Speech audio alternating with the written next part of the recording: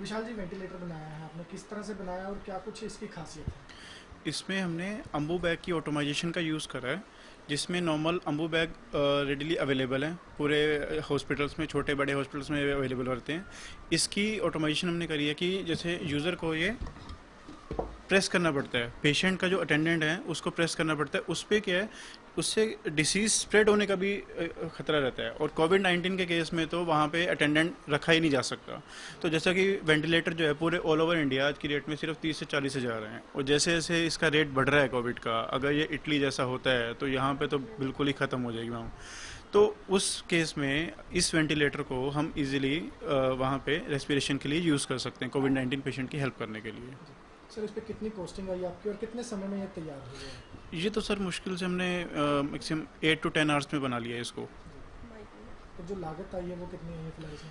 लागत अभी जो ये प्रोटोटाइप बनाया है हमने, इसमें अप्रोक्सीमेट 10,000 के अंदर हमारा बजट है कि 10,000 के अंदर हम इसको सेल कर सकें। इसमें हमारी डॉक्टर से हमने इनपुट ले ली है।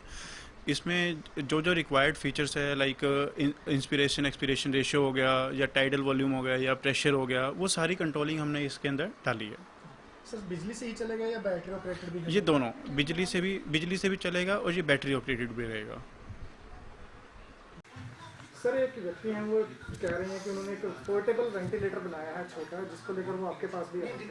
तो क्या कुछ आपने देखकर विचार किया है सर? मैं इस दौरान आप सभी को बताना चाहूँगा कि लॉकडाउन के दौरान लोगों की जो इनोवेशन है, मैं उनकी दाद देना चाहूँगा भी।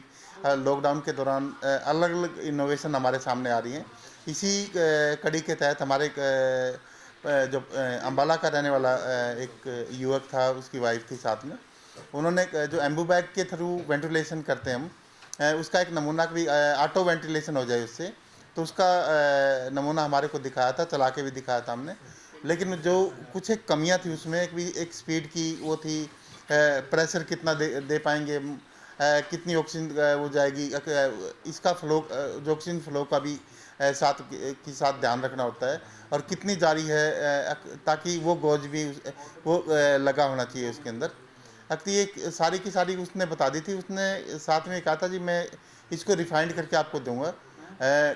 कंसेप्ट बिल्कुल ठीक था, इसमें कोई दो राय नहीं।